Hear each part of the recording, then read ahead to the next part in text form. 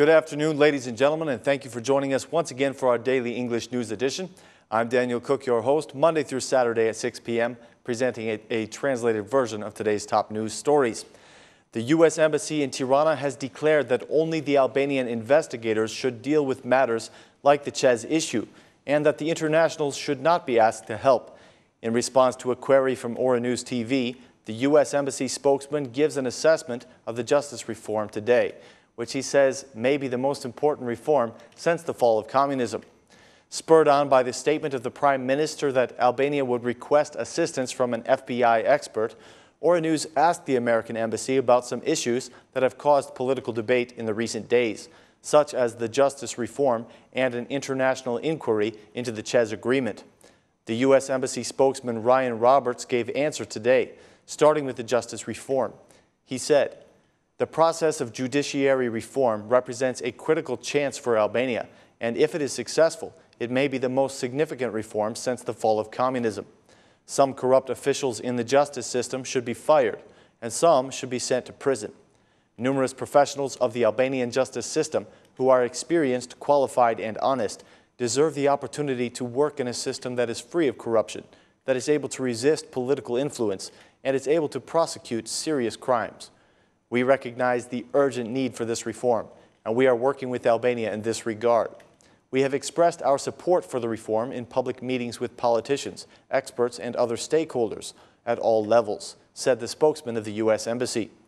When questioned about the assistance from FBI personnel that has been spoken about by the Prime Minister, Mr. Roberts had this to say: "The U.S. will continue to support Albania's law enforcement institutions in an effort to build their capacity and efficiency. The embassy offers expert advice, promotes the reforms, and encourages the prosecution to fight corruption. Police officers and Albanian prosecutors are the only ones responsible for running investigations on issues affecting the Albanian people and its institutions," said the spokesperson Roberts.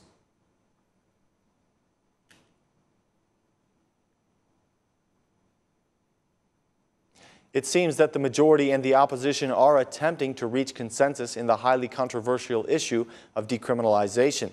The majority has consented to allow the use of fingerprinting in the process of screening out people with criminal history. This news was announced by the chairman of the Parliamentary Commission on Decriminalization, Oerd Buluk-Boshi, who said that the decision was reached after intense negotiations. He announced, "The majority has now accepted our proposals for fingerprinting. People who have changed their names to cover up criminal history must not be allowed to be candidates or to hold public office. Our proposal was reasonable because we agreed that fingerprints could be used to identify these people," said Buluk-Boshi. The parties have not, however, reached complete consensus, as they have not reached an agreement on the issue of drug testing. The chairman of the commission was optimistic that the communication with his socialist colleagues could bring positive developments. He said, "There are also other important issues, like the drug testing or people who have committed crimes in other countries and have problems with foreign justice. These people must not hold public offices either," said Buluk-Boshi. Both parties have submitted their legal initiatives to the Decriminalization Commission, and now the parties are currently negotiating to reach an agreement and create a consensual draft.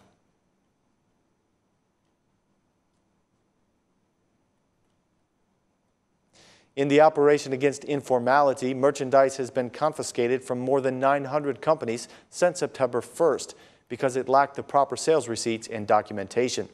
This figure has been confirmed by official sources from the General Directorate of Taxation. The Directorate is saying that the postponement of the deadline for declaring items until December 31st will not actually serve the small businesses. They explained that the deadline was set primarily for large commercial entities, which have significant amounts of goods and need time to identify their value. The small shops and other small businesses should rush to declare their items in order to avoid problems in their next audit. If they fail to do this, their items will be confiscated. According to the current legal procedure, when goods are confiscated, the business owners do have the option of buying them back again, based on the value of the merchandise and a fee established by no less than 4 people from the tax directory. The goods will be released only after the payment is submitted. If the taxpayer does not make the payment following these procedures, then the confiscated goods will be forwarded to the General Department of State Reserves to be distributed as emergency relief or sold at auction. Ilir Meta participated today in the 7th Conference of Parliament Speakers in the Western Balkan countries in Budapest. He gave the following speech at the conference. Euro-Atlantic integration is the only strategic direction for the Balkans. Our region is showing that democracy does not come easily and that miracles cannot happen in 20 years. Corruption and organized crime are huge barriers to the development of our region. The internationals have supported us in our reforms, but the political class must also do its part. Meta went on to say that the Balkan region has made great progress, but that there are still challenges that must be faced together. If we want to end any tendency toward populism, cultural nationalism, and ethnic tension, we should increase the Balkan interconnection in terms of transportation, energy, trade, human mobility, culture, and education, he said.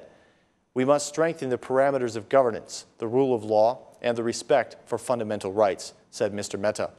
He made an appeal that the issue of Kosovo's recognition must be resolved as an important step for regional security.